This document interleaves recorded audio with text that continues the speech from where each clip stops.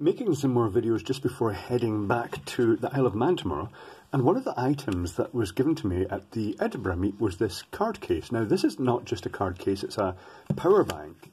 It's got a lithium cell in it. It used to have a button which I managed to poke in accidentally, but it stores your cards and it stops them from being read from an external reader. You see, in the UK, we have contactless cards, which means that you can take a card and you can just hold it up to a reader and it will scan it. And you can use these cards up to about £30. But it means that someone with the correct reader can go up close to your pocket and they can scan it through your pocket and make withdrawals from your card. So you have to monitor for rogue activity, and also the other option is to store your cards in something like this, which is clearly using metal cheeks on either side to actually screen it from the inductive field from these readers. But let's open this up and see what the lithium battery is like inside.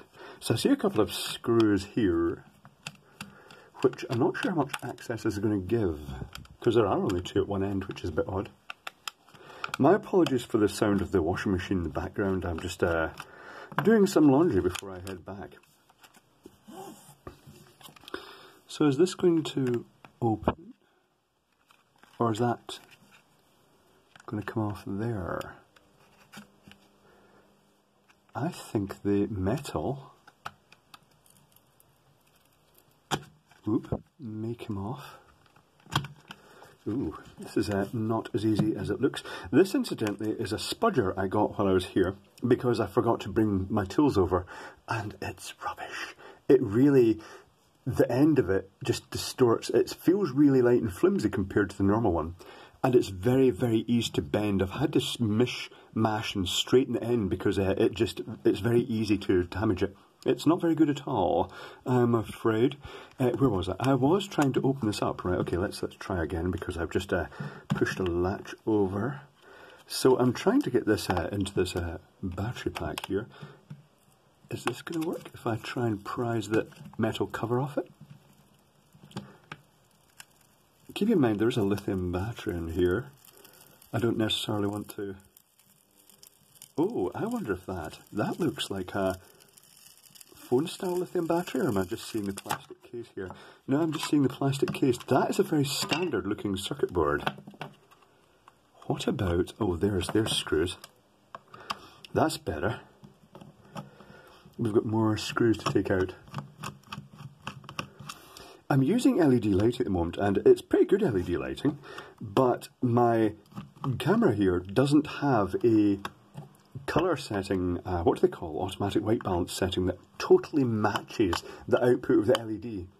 It's got various options, but it doesn't let you calibrate to a grey card. It's a bit disappointing. That's something I'll have to look for in the future, or consider trying other apps that do allow you to do that.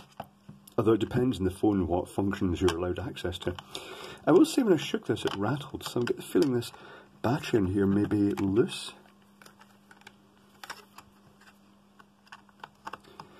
Which is good in a way, because the glued-in batteries are always a bit sort of worrying when you take them out. But having said that, it's not really designed to be taken out, is it?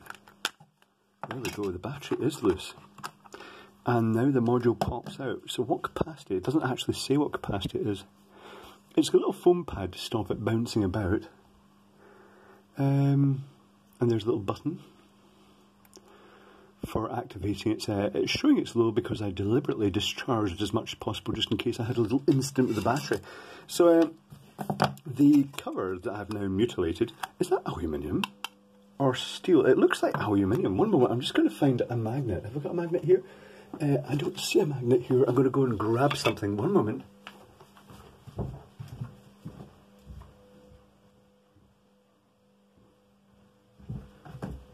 A really big magnet. Yeah, it's steel. Oh no! What did that just... Oh, it was the screws underneath. That's aluminium. So all it's doing is they're using a conductive layer. I thought that was steel. They're using aluminium just as a shunt for the magnetic field. I wonder how well that works. I'm pretty sure I experimented... Oh, there's the rogue switch that went missing. There's the switch cover. I experimented with using foil in a card holder to see if it would block it, and I went into Poundland, and initially I put a layer of foil inside my card holder and then left the card in and tried it on the reader in Poundland. It didn't work. And then I tried it open and it did work. But I laterally found it was actually another card I had. I had multiple RF readable cards in my wallet, and they jam each other because they're putting back conflicting signals, because they're both trying to send data back at once, and it garbles it. So that's another way you can actually protect your stuff, your cards from being read. I don't have a magnifying glass here as such. This is why, you know, tomorrow I'm flying back. When I get back to the bench, my normal bench, all my tools are there. But this is a generic. It's nice it's actually got a number on it. Tell you what, I'm going to try and find the number and then I'll leave it in the description down below. I'm also looking at these chips here, which are almost certainly the DW01 and the protection MOSFET. So actually, this little module here is pretty good. It does have proper battery protection, and that's nice.